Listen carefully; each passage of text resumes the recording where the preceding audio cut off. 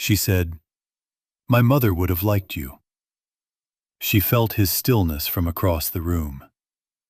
"She had very good judgment," Fatima said, "about people." She paused. "About the ones who were more than they appeared." She left. She walked the corridor, and she felt him watching her go, and she let him. And she did not manage her expression this time, and by the time she reached her desk and sat down and pressed her palms flat on the keyboard, her heart was doing something that had no professional vocabulary at all. She typed nothing for 5 minutes.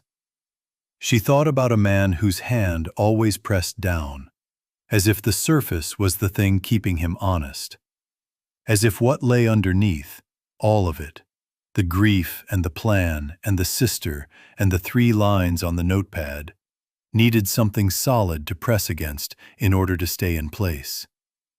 She thought, "What is it you're not telling me, Jack?" The name arrived without permission, without the correction catching it this time. Jack. She sat with it.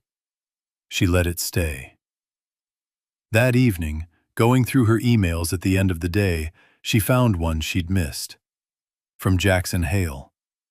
Sent at 6:47 that morning, before she'd arrived. Before the dream and the counter and the coffees and everything that had happened in the 18 hours since. She opened it. It contained one line. Article L121-2 of the French IP Code, also amended in 2019. Might affect Appendix Section 3. Worth checking. She stared at the email. She thought about a man arriving at 6 in the morning and reading French intellectual property legislation before anyone else was in the building, before the day had assembled him. She thought about what that meant, about the hours he spent on things that had no observable professional reason to occupy him. She hit reply. She stared at the blank reply field. She typed, "Checked. You're right. Fixed. Thank you." She stared at it. She deleted "thank you." She typed it again.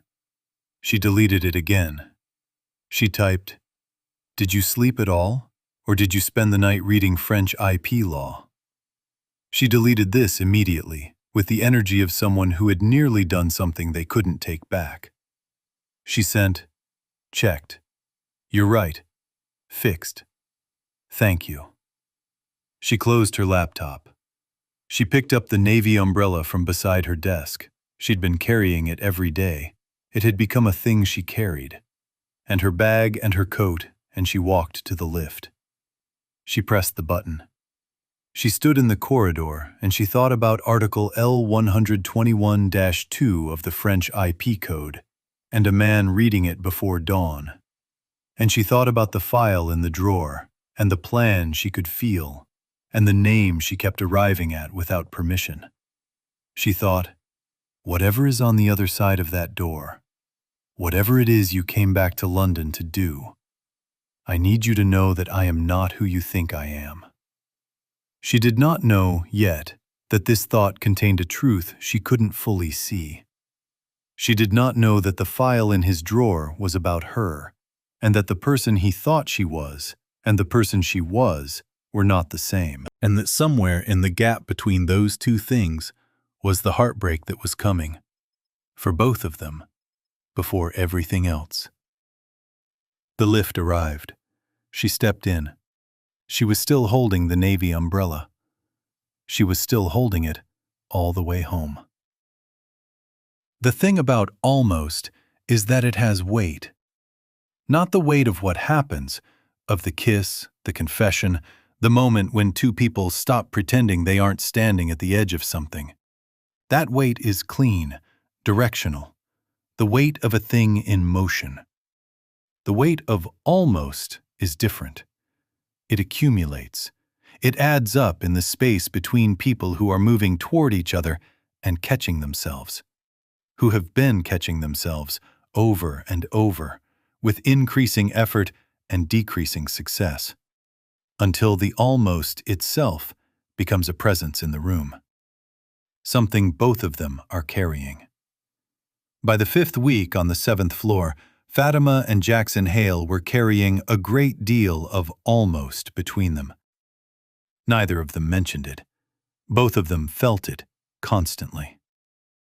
It began, that week, with a window. The translation space had a latch on the far window that had never worked correctly.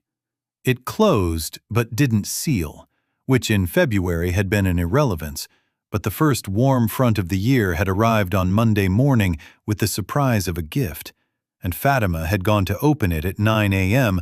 and found that the latch, which she'd assumed was just stiff, was in fact genuinely broken. It wouldn't turn. She tried it for 30 seconds, standing on her toes to reach it because the window was positioned at a height designed for someone several inches taller than she was, and then gave up and made a note to email facilities. She had not gotten around to emailing facilities by 4 p.m., which was when the translation space had absorbed enough of the unseasonable warmth to become genuinely uncomfortable. She was trying the latch again, files under one arm, on her toes again, slightly more committed to it this time, when he walked in. She heard him. She felt him. She did not look away from the latch. "It doesn't turn," she said. "I know." He crossed the room.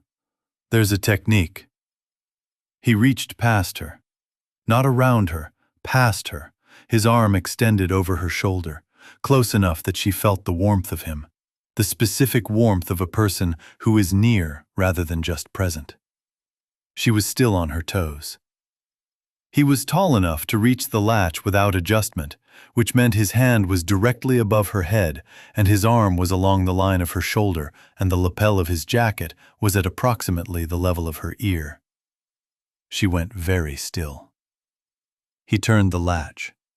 Something in the mechanism caught, a trick of angle and pressure, and the window opened, the warm February air moving through immediately. Neither of them moved. He was still reaching past her. She was still on her toes. The window was open.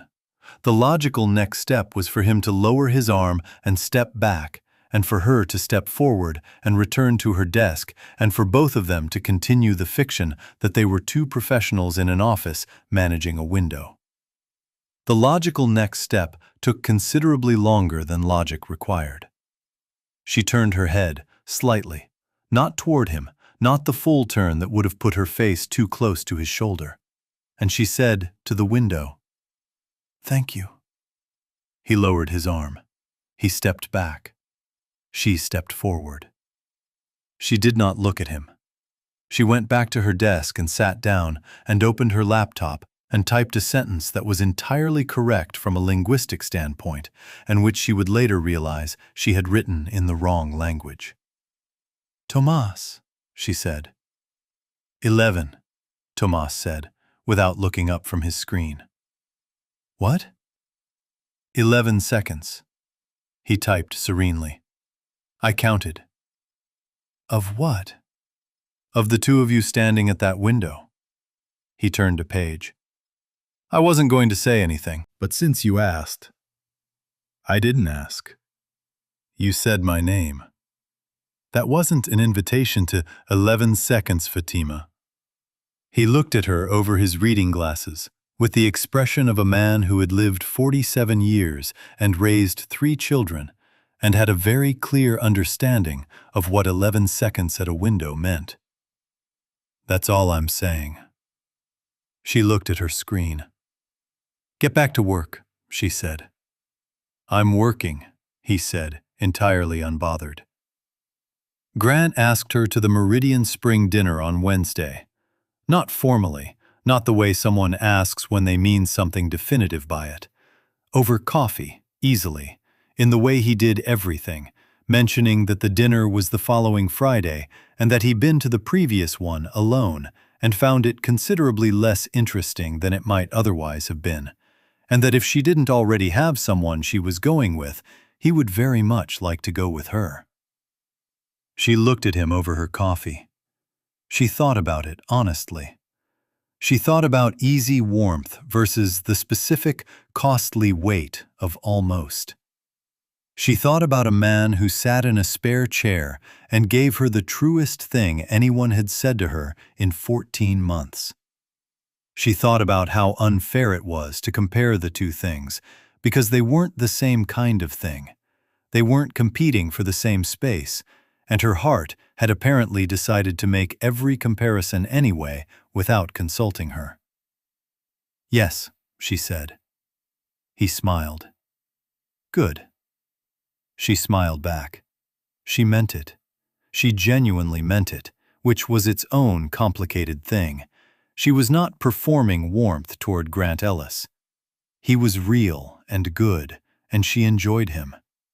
The fact that he wasn't the person she thought about at 5:30 in the morning when she couldn't sleep was not his failing. She went back to her desk. She did not think about how to mention the dinner to Jackson Hale. There was no reason to mention it to Jackson Hale. She spent 20 minutes thinking about how to mention it to Jackson Hale. She didn't mention it. He found out on Thursday. She knew he'd found out because of the specific quality of the silence from the corner office. A silence that had a different texture than its usual silence. The way weather has different qualities that a person who has been paying attention long enough can read before it breaks. She knew it the way she'd come to know most things about him. Not through observation, but through the accumulated sensory knowledge of someone who had been in a room with a particular person long enough that the person's emotional register had become a frequency she received without trying. She was at the printer at 11 when Grant came to find her. Briefly, just a question about a contract clause he'd been working on that had a French element. And she answered, and he left. And when she turned back toward her desk, she looked up, automatically, toward the corridor. Jackson Hale was standing outside the conference room on the opposite side of the floor. He was looking at her. Not the measuring look of the first weeks. Not the careful, professional accounting of a man taking inventory. Something else. Something that had arrived from a direction he hadn't been managing. That was visible on his face for approximately 2 seconds before the control came down over it like a shutter. He looked away. He went into the conference room. She stood at the printer holding a document she'd forgotten she was holding, and she thought, "There it is." She thought, "And now what are you going to do with that?" She went back to her desk. She sat down. She thought about it for the rest of the afternoon with the persistent, unproductive focus of someone who is ostensibly doing something else and not doing it at all. Thursday evening. Nearly everyone was gone. The floor had emptied in the usual Friday Eve drift, people leaving a day early in spirit, if not in body. Priya had a dinner. Tomas had his daughter's school performance. Ren, who was the most efficient human Fatima had ever worked with, had finished everything on her desk by 4:45 and left without ceremony. Fatima had the Fontaine Appendix to finish. Section 4, the liability clauses, the ones that crossed French and English law in the ways that resisted clean translation.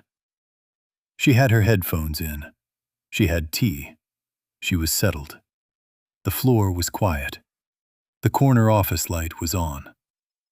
She worked for an hour without looking up, genuinely in it, the intellectual pleasure of the work carrying her out of the noise of everything else. She found a solution to the liability clause problem she'd been turning over for days. A framing that held both legal frameworks without betraying either. And she wrote it out with the specific satisfaction of a thing that had taken a long time and finally arrived. She looked up, stretched, realized her tea was cold and her neck hurt, and it was 6:40. The floor was entirely still. The corner office light was still on. She made tea. She considered the ceiling. She looked at the Arabic note. The heart knows what the eyes haven't seen yet. She picked up the fresh tea and she walked, with the unhurried deliberateness of a decision made and then made again, down the corridor. She stopped at the open door. He was at the desk. Jacket off. She had never seen the jacket off before, always suited, always fully assembled. Shirt sleeves. He was reading something, one hand flat on the desk, the other holding a pen he wasn't writing with. He looked tired. Not the managed tiredness of a man who had not slept. The deeper kind. The kind that accumulates from carrying a thing for a long time without setting it down. She knocked on the doorframe. He looked up. "You haven't eaten," she said. It wasn't a question. She'd watched the rhythm of his days long enough to know that when he was deep in something, he forgot the practical necessities of existing. He looked at the desk as if checking whether this was true. "The canteen closes at 7, she said. "But there's a place around the corner that does takeaway until 9. She held up her phone, already open to the menu. "I'm ordering. Tell me what you want." He looked at her phone, at her face, at the tea in her other hand. "You don't have to." "I know I don't have to," she said. "I'm going to anyway. What do you want?" A pause. Something in his face did the thing it sometimes did. The small, involuntary response to being offered something simple that had somehow become unexpected. The thing she was coming to understand meant he had been without the simple things for longer than he should have been. "Whatever you're having," he said. She ordered. She went back to her desk. She worked for another 30 minutes, finishing the liability clause section with the satisfaction of completion. At 7:20, the delivery arrived. She collected it from Marcus downstairs, 2 containers, warm and fragrant, and she walked back up, and she did not hesitate at the door this time. She walked in. She put his container on the desk in front of him. She pulled the spare chair. Not Priya's chair, a different one, the one nearest the window. And she sat down and opened her own container. He looked at the food. At her. At the chair she'd pulled up. "Ms. Hassan, Fatima," she said. He went still. She looked at him steadily. "We've been on the same floor for 5 weeks. You know how my mother laughed. I know your sister's name." She opened her container. "I think you can call me Fatima." The silence lasted 4 seconds. "Fatima," he said. The way he said her name, low, careful, as if the word had weight and he was measuring how much weight to give it, moved through her chest with the specific, unmerciful precision of something she had been pretending wasn't coming. "Jack," she said. He looked at her. She looked back. "Your name," she said. "You go by Jack. Marcus calls you Jack. I've heard Lily call you Jack on the phone." A beat. "I'm not calling you Mr. Hale anymore." He was very still. "All right," he said. They ate. The evening settled around them. The London dark outside the window, the floor quiet, the desk lamp casting warm light across the walnut surface and the notepad and the half-read documents and the 2 people eating takeaway in a CEO's office because one of them had a plan and the other one had no idea, and both of them were somewhere they hadn't intended to be. She told him about the Fontaine breakthrough. He listened. Actually listened. Not the polite listening of someone waiting for their turn to speak, but the full, focused attention of someone genuinely interested in the problem. "The dual framework clause," he said when she finished. "That's elegant." It took 4 weeks. The best solutions usually do. He looked at his food. Rushing a translation and rushing a legal clause are different problems with the same consequence. You lose something irreplaceable. She looked at him. That's exactly it, she said. That's precisely... She stopped. You understand translation. He looked at the window. I understand the cost of imprecision, he said, in any language.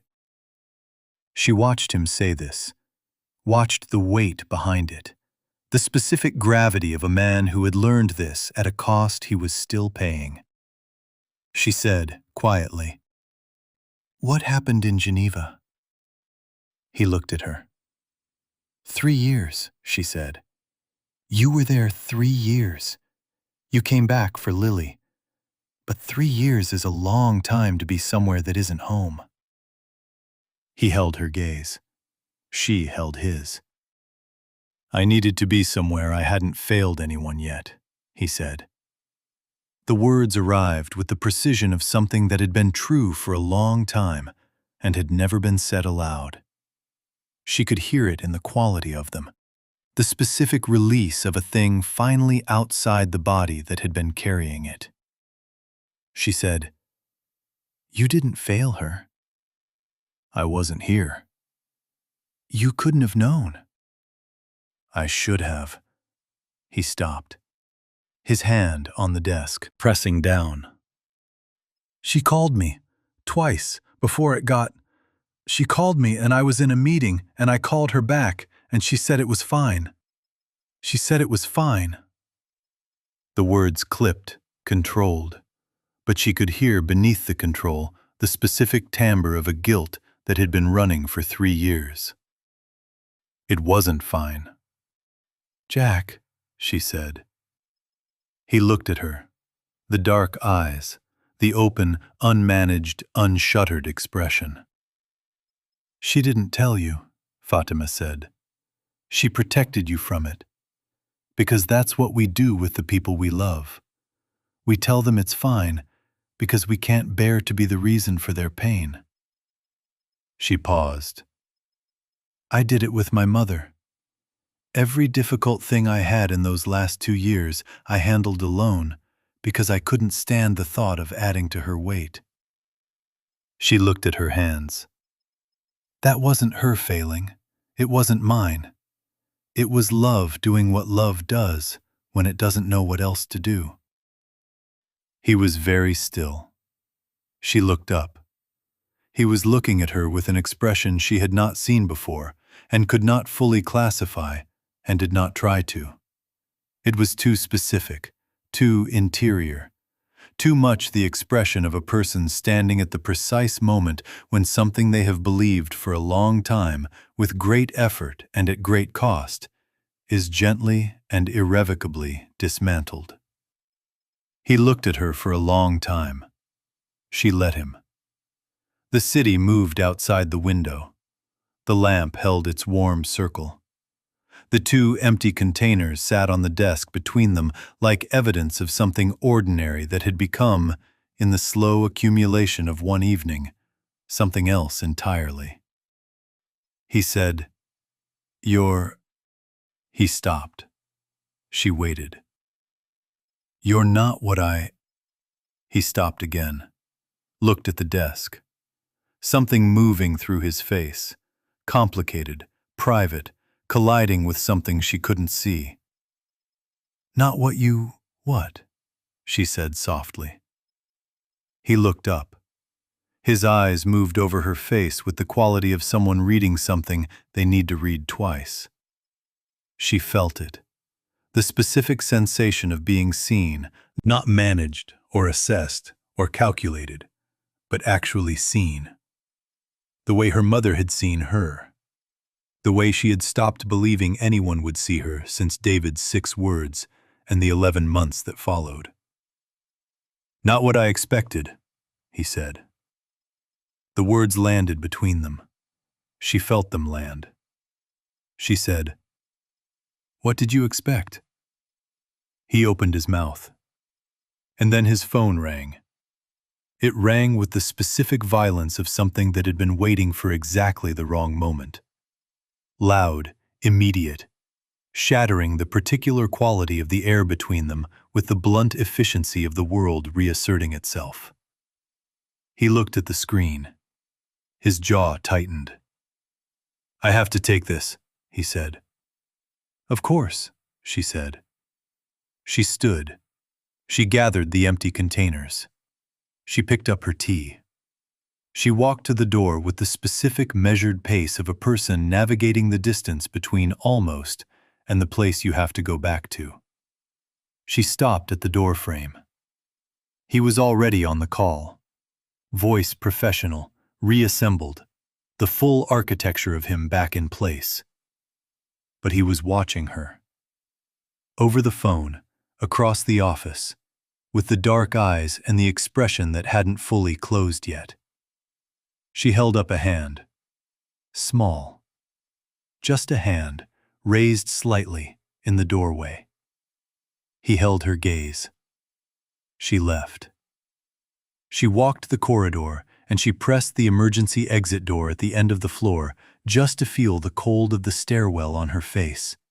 And she stood in it for 30 seconds, and she breathed. Not what I expected.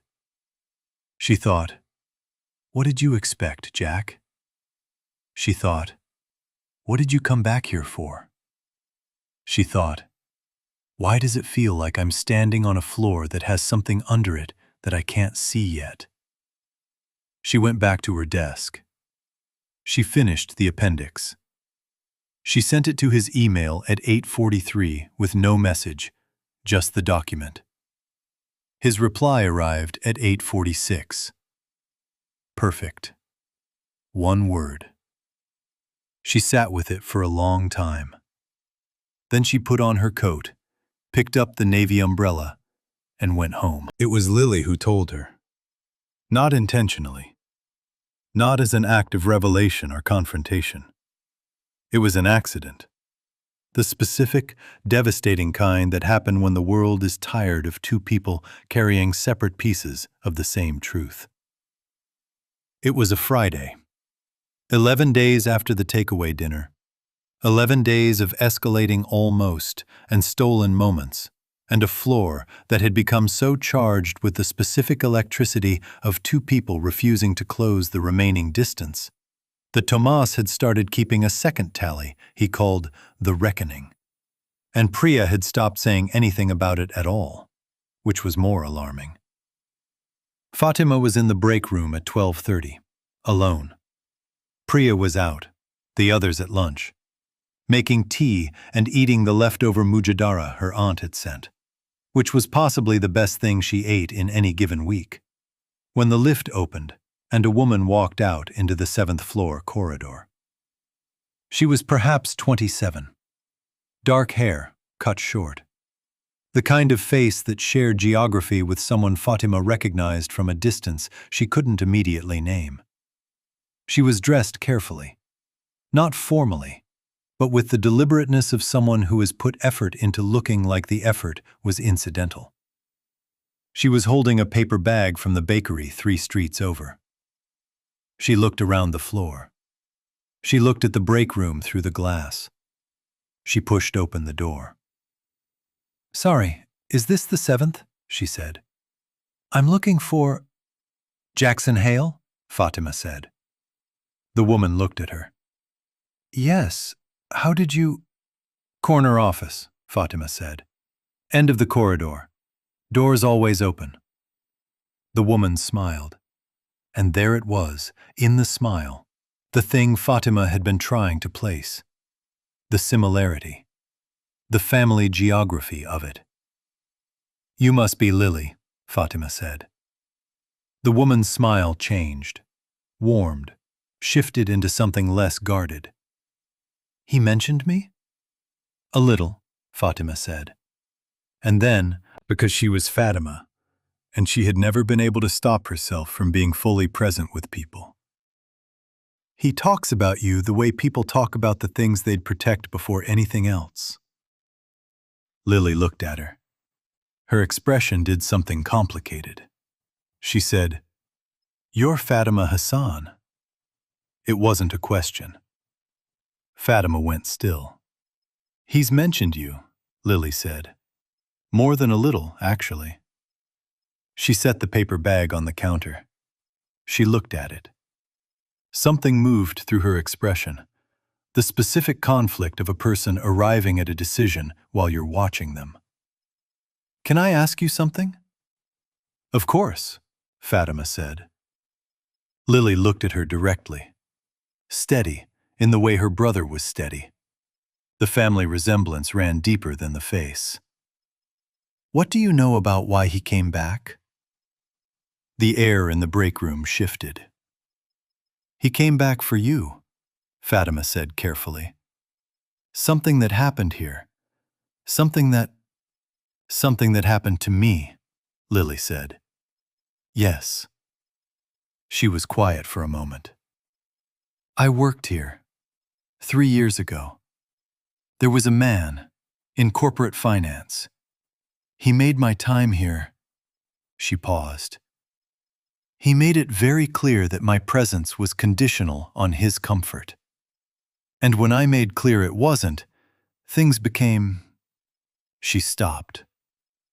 "I reported it, formally, to HR." Fatima's chest tightened. "They sent it up the chain," Lily said. "It landed with the department heads for review, and then it went away. It was processed, and it went away, and 6 weeks later I left, because the alternative was staying in a building where I'd been told very clearly that what happened to me was manageable." Fatima was very still. "I'm sorry," she said. "Lily, Jack has a file," Lily said. "He came back to deal with it properly, to find out who signed off on making it go away." She looked at Fatima. He came back believing it was you, that you were the one who signed the departmental review memo." The break room went completely silent. Fatima heard the words. She heard them and she held them, and her mind, which was a sophisticated and capable instrument, began to work. Began to lay things out in the flat, architectural way of a person who is translating a text that has just revealed its actual meaning. The move to the 7th floor, the proximity, the file in the drawer. Something that shouldn't have happened in a place that should have been safe for her. "I have the file. I came back to fix it. You're not what I expected."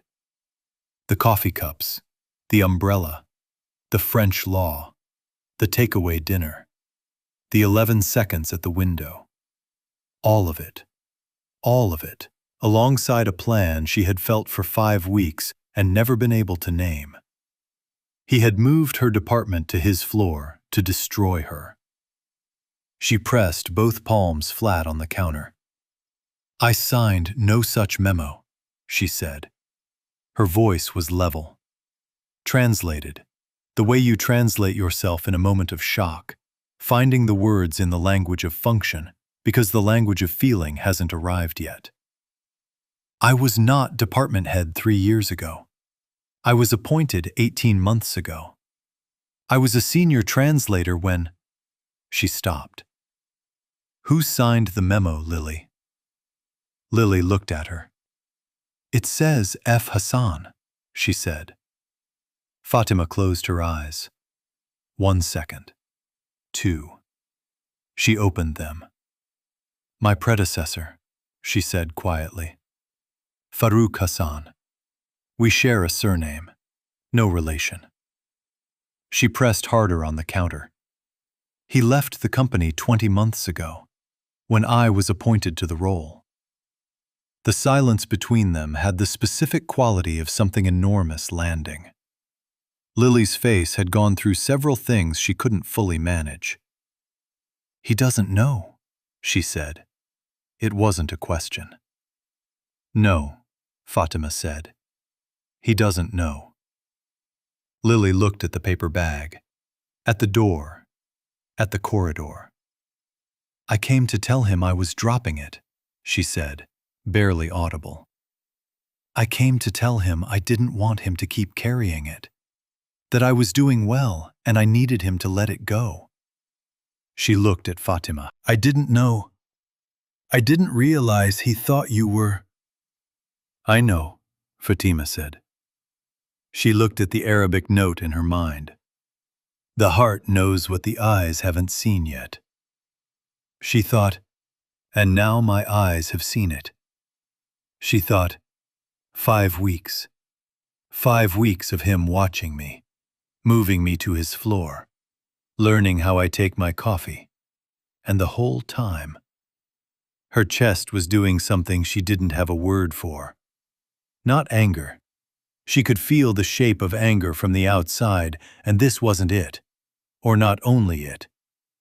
Something more complicated. Something that had anger in it and grief in it and the specific, annihilating devastation of a person who has let someone in, fully, at genuine cost, after a long time of not letting anyone in, and discovered that the letting in happened inside a trap. She picked up her tea. She set it down. She picked it up again. "Lily," she said, "go and see your brother." "Fatima." "Please." She looked at her steadily. "Go and see him. I need a moment, and then I'll— Please just go." Lily looked at her with her brother's dark eyes and her brother's quality of unhurried attention and something in them that was not his, that was softer and more immediately visible, that said she understood. She took the paper bag and she left. Fatima stood in the break room alone. She stood at the window. She pressed her palm flat against the glass. The specific cold of it, the solid, familiar cold that had always meant you are here, you are present, the ground is still under you. She thought about a man who pressed his hand against surfaces. She understood now what he was holding in place. She looked out at London, at the gray, familiar city, at the river in the distance, silver and permanent, not caring at all about the particular human chaos happening on the 7th floor of one building among thousands. She breathed. She picked up her tea. She walked out of the break room. She walked down the corridor. She stopped at the corner office. Through the gap of the open door, she could hear his voice. Low, careful, the particular frequency of a conversation he hadn't planned on having today.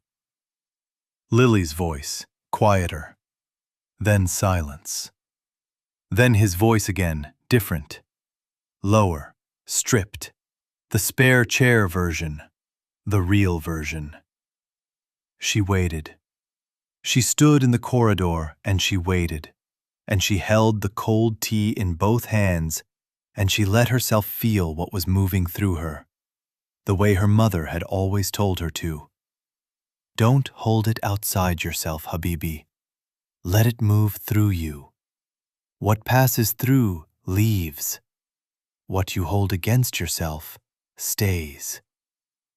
She felt it move through her. All of it. The 5 weeks, the coffees, the window, the dream in the break room, the spare chair, the takeaway dinner, not what I expected. And underneath all of it, the cold, structural fact. He had come here to take something from her. He had moved her to his floor for leverage. He had come close to break her. She held this. She held it the way you hold something that is both true and, in a specific, devastating way, not the whole truth. Because the whole truth also included his face at the window in the amber light. His voice saying, I hated waking up. I hated it for 2 years. The way he had said her name, Fatima. like a word he was learning the weight of. He had come here to break her. And somewhere in the 5 weeks, he had stopped. She could feel that, too. She had felt it the way she felt weather, the way she felt the shift in a room when someone entered it, the way she felt 6 languages moving through her simultaneously, not as data, as sensation. He had stopped. She didn't know when. She didn't know the exact moment the plan had become something he was fighting against rather than toward. But she knew it had happened, and she knew it was real. And she was going to need both truths, the cold structural one and the warm, impossible other one, to be in the room at the same time. She heard the office go quiet. She heard Lily's voice, soft, one more time. Then she heard footsteps, light, smaller, heading for the door. She stepped back. Lily came out. She saw Fatima. She stopped. Her eyes were wet. "He didn't know," she said. "I told him. He didn't—" She put her hand over her mouth briefly. "He didn't know." "I know," Fatima said. "He's—" Lily looked at the door. "He's in there.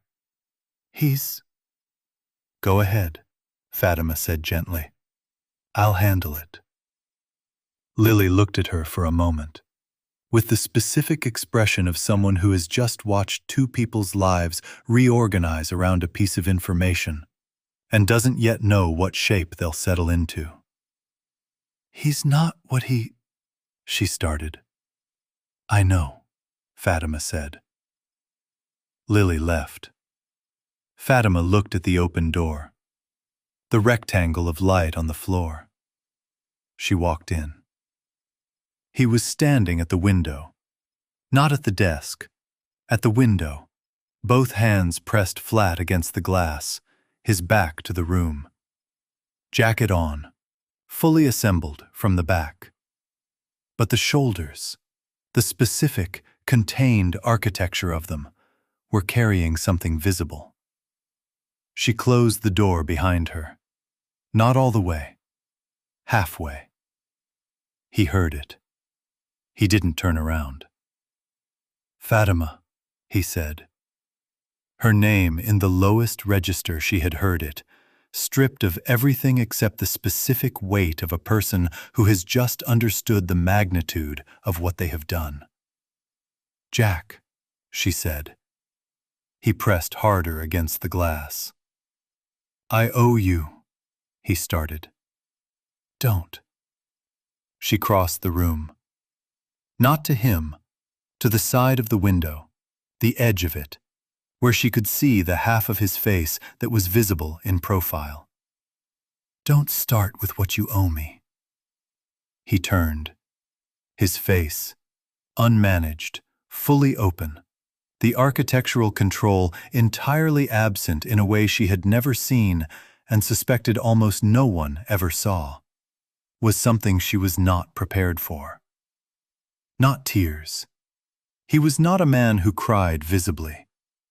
But the expression on him was what crying looked like from the inside. All the compartments open, all the careful systems offline, every contained and managed and protected thing sitting on the surface at once. He looked at her. "I thought you were—" He stopped. "I had the file for 4 months. I read your name 100 times. I built a—" He stopped again. "I moved your department to this floor because I needed you close. Because I needed to—" His jaw tightened. "I had a plan, and you walked through my door looking for a coffee machine, and I—" "You kept the plan," she said. "Yes." "For how long?" He looked at her. "How long," she said, "did you keep the plan after you knew it was wrong?" He was quiet for a moment. "Since the break room," he said. The Saturday, when you told me about your mother. He looked at the window. I told myself it was fine, that knowing you didn't change the facts, that the signature was still. He exhaled. I kept opening the file and putting it away. Every time He looked at her face. Every time you looked at me like I was worth looking at, I opened the file. To remind myself. She absorbed this. And yet you kept leaving the coffees, she said. Yes. And the umbrella. Yes. And the French IP law. He looked at the floor. She said, with the specific, honest directness that was simply who she was, were you trying to remember what you came here for, or were you trying to atone for it? He looked up. She held his gaze steadily, in the way she held things that were difficult. Not away from her, not managed at arm's length, but present. Fully present. The way her mother had taught her without meaning to teach her. He said, both, at the same time, which is human, she said. It's not an excuse. I didn't offer it as one. She looked at him, the full, unmanaged, costly version of him, the version she had been catching glimpses of for 5 weeks and could now see entirely. You came back here for your sister, for the right reason, with the wrong information. She paused, and somewhere in the middle of it, you started leaving coffee cups. He said nothing. I'm angry, she said. I know. I'm angry that you moved my department to your floor with that in your drawer. I'm angry that you had 5 weeks to tell me, and you didn't. I'm angry. Her voice, which had been steady, did the thing again. The involuntary thing. The thing she couldn't fully manage. I told you about my mother. I told you what the quiet sounds like.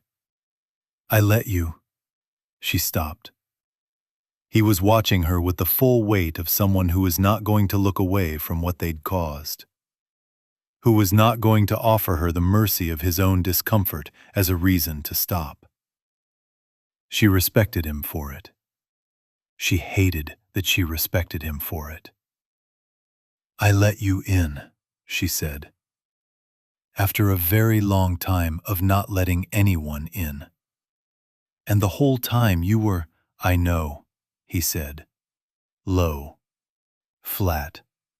A man who had run out of the kind of words that do anything other than confirm the truth.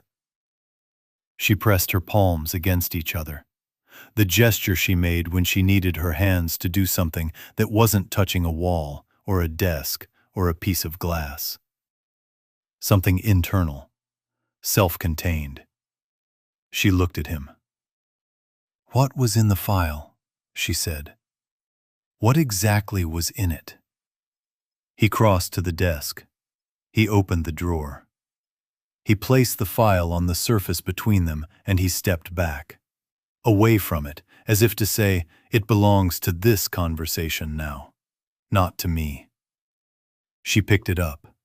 She opened it. She read it. All of it. Lily's HR report, the emails, the disciplinary record, the exit interview. She read it the way she translated things she didn't want to translate. With the full, precise attention of someone who understands that the truth of a thing, however painful, is worth more than the comfort of looking away. She reached the memo. F. Hassan. She looked at it for a long time. She placed the file back on the desk. Farouk Hassan left this company 20 months ago, she said. He left under different circumstances than he arrived. I don't know the full story of what he was or wasn't.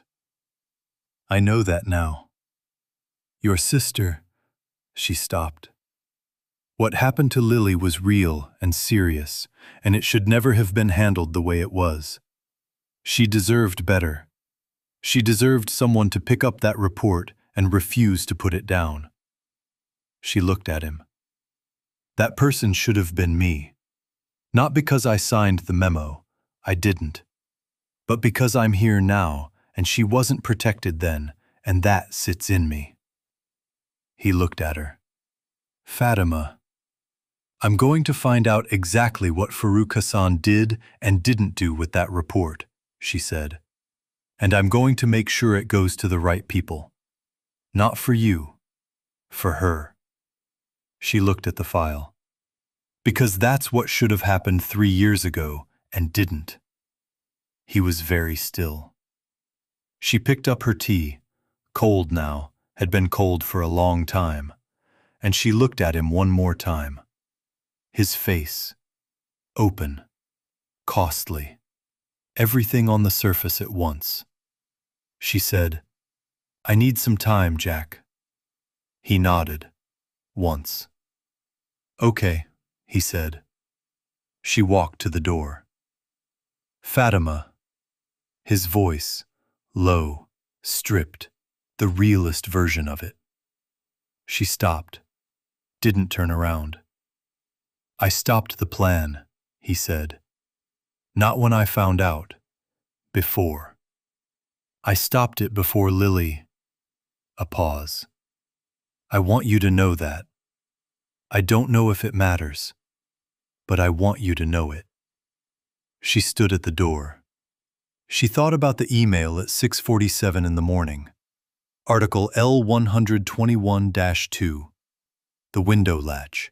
The spare chair. The heart knows what the eyes haven't seen yet. She thought, it matters. She didn't say it. She left. She took 3 days. Not dramatically, not in the way of someone performing distance to provoke a response.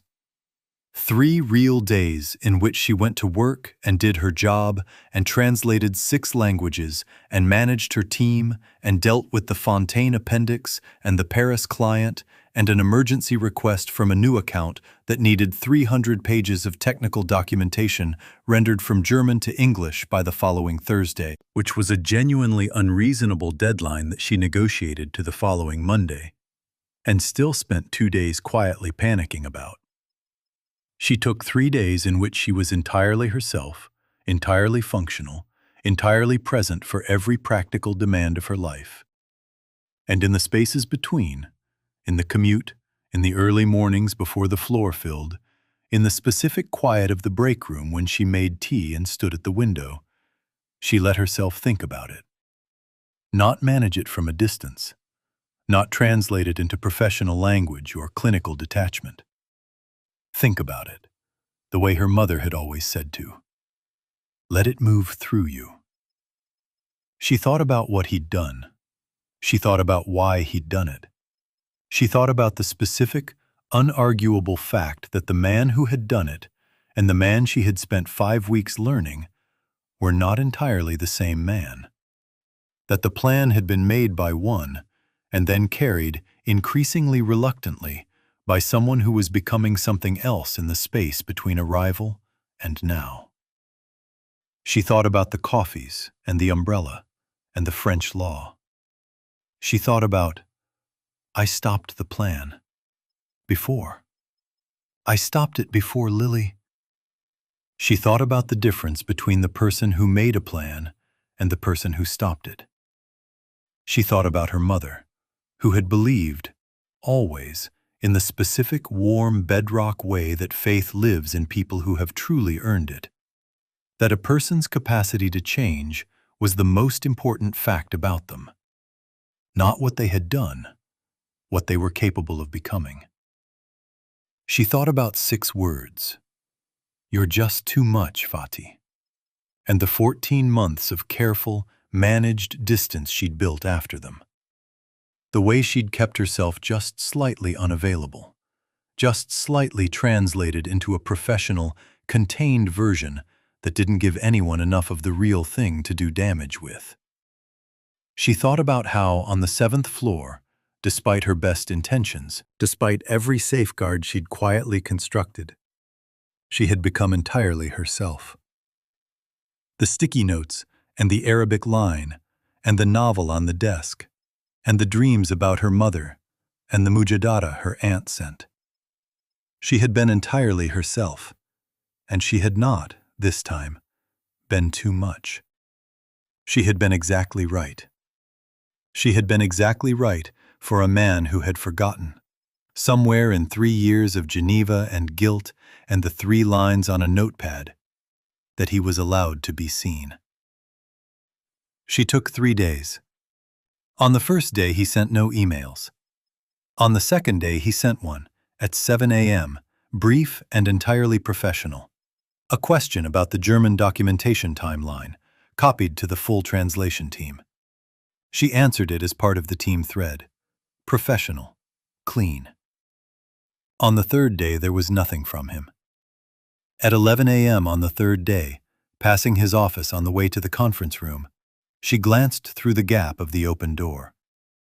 He was standing at the window, not working, just standing, hands at his sides, not pressed flat against the glass, just at his sides, which was different, which meant something she couldn't fully translate but felt, like someone who had stopped bracing for impact and was just standing in the weather. She kept walking. She came back from the conference room 40 minutes later. She stopped at the break room. She made 2 coffees. She walked to the corner office. She set one on the corner of his desk. He was at the window still. He heard her. He turned. She looked at him. He looked at her. She held up the coffee slightly. The specific, small gesture of, "This is what it is, take it or leave it." And she put it on the desk and she turned to leave. "Fatima." She stopped. "I found the full trail," he said, "of the memo. Farouk Hassan received the HR report and redirected it to legal before it could be escalated. He signed the departmental review himself and filed it as a closed matter." He paused. "I spoke to the board this morning. Lily's report is being reopened. Properly this time." Another pause. The man named in her report is being investigated." She turned around. He was looking at her steadily, not asking for anything, just telling her, giving her the information because it was hers to have. "Lily," she said. "Is she?" "I called her this morning. She's—" He stopped. The warmth in his voice, compressed and quiet. She said it felt like being able to breathe out. Fatima closed her eyes for 1 second. She opened them. "Good," she said. "That's good, Jack." He looked at her. She looked at him. The corner office around them, the dark walnut desk, the flat London sky through the floor-to-ceiling windows, the notepad with its 3 lines, held them both with the specific quality of a place that has witnessed a great deal and is deciding what it thinks of the latest development. "I know you need more time," he said. "I'm not—" He looked at the coffee she'd set on his desk. "I'm not asking for anything. I just wanted you to know." She looked at the coffee on his desk, then at her own cup in her hand. "I know why you came back," she said. "I know what you thought, and I know why you thought it, and I know—" She paused. "I know it cost you something to keep doing it once you knew it was wrong. And I know it cost you more to stop." He was very still. "I'm not going to pretend," she said, "that the last 3 days were nothing, because they weren't." She looked at him. "But I'm also not going to pretend that I don't understand what it means to carry something for someone you love, to carry it badly, in the wrong direction, and not know how to set it down. He looked at her. "I carried my mother's illness for 2 years," she said. "I carried it alone because I was so afraid of adding to her weight.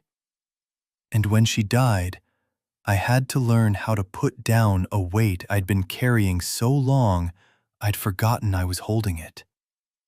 She paused. "You've been carrying Lily for 3 years." He pressed his lips together. She watched the thing move through his face. The full, unmanaged version, the real version, the version she was coming to understand was the truest fact about him. "You can put it down now, Jack," she said. "She's all right. She's going to be all right." He looked out the window. His jaw moved. She watched him absorb it, the specific, physical experience of being given permission to put something down after a long time of holding it. She watched his shoulders shift. She watched his hand at his side open and then close. She picked up his coffee from the desk and she held it out to him. He took it. Their fingers didn't touch. Close, the proximity of a shared object, the warmth of the cup passing between them, but not touching. She felt the almost of it. She held it. She went back to her desk. She looked up the Meridian Spring dinner that afternoon. She looked at the date. She looked at her phone. She thought about Grant, warm, uncomplicated Grant, who had booked a table and was looking forward to it with the easy enthusiasm of someone for whom things were what they appeared to be. She called him. "Grant," she said, "I owe you an honest conversation." He was quiet for a moment. Then, "I think I know what kind of conversation this is." "I'm sorry," she said. "I should have—" "Don't," he said. "Honestly." His voice warm, unbothered, the easy grace of someone genuinely good at being human. "I suspected for a while. Since the corridor, actually. The day we came back from lunch." She closed her eyes. "The corridor." "Whatever is between you and Hale," he said, "is not the kind of thing I was going to be able to compete with. That was fairly obvious." "There may not be, Fatima." Gently. "Be honest with yourself." She was quiet. "Go to the dinner," he said. "Or don't. But don't go with me as a replacement for what you actually want." She thought about this for a long moment. "You're a good person, Grant." "I am, actually," he said, with a warmth that was entirely sincere and entirely without edge. "Which is why I'm telling you to sort yourself out." She laughed, briefly, genuinely. "Thank you," she said. "Go find your person," he said. "Or let him find you. One of those." She ended the call. She sat at her desk with her phone in her hands and the afternoon light falling across the sticky notes and the photograph and the Arabic line in her mother's handwriting. The heart knows what the eyes haven't seen yet. "I see it now, Mama," she said quietly, to the handwriting, to the warm, permanent presence she'd stopped looking for in the quiet because she'd finally, tentatively, begun to find it there. She looked toward the corridor. She looked toward the corner office. The door was open. It was always open. She thought about what lived on the other side of it. The man with 3 lines on a notepad and a plan he'd stopped, and a sister breathing out for the first time in 3 years, and dark eyes that arrived at her and stayed. She thought about the weight of almost. She thought, enough. She picked up the navy umbrella from beside her desk. She walked to the corner office. She stood in the doorway. He looked up. She held up the umbrella. "You should have this back," she said. "Officially." He looked at the umbrella. "You can keep it. I have my own." Then keep it as a second one. She looked at him. He looked at her. She set the umbrella against the wall inside his office. Not handed back, not returned. Left there, as if to say, I'm not taking everything back. Only some things need to be renegotiated. He watched her do this. She turned back to him. She said, "The dinner is next Friday." He looked at her carefully. "The Meridian Spring Dinner," she said. "I find myself available." The silence lasted exactly 3 seconds. "I'll arrange tickets," he said. "I already have mine." She looked at him steadily. "You'll need your own." Something moved through his face, something entirely unmanaged and entirely specific. Something she recognized now from the spare chair and the break room and the window and the takeaway dinner. Something that had been building in the careful accumulation of every almost between them. He said, "I'll get mine."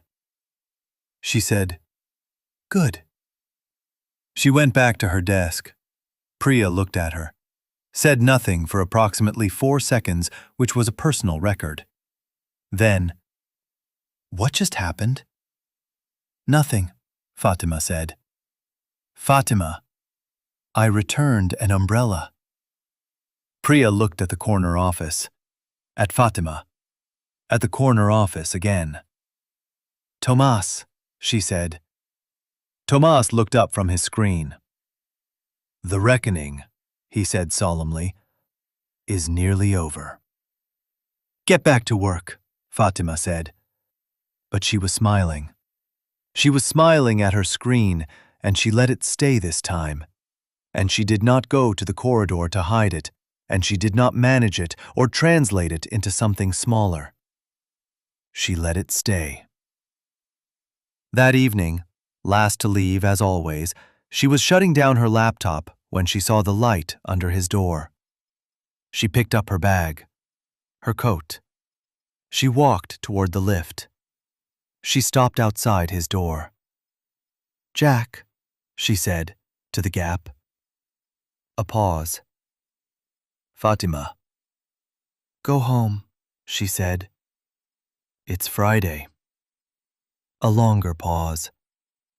"I will," he said. She pressed the lift button.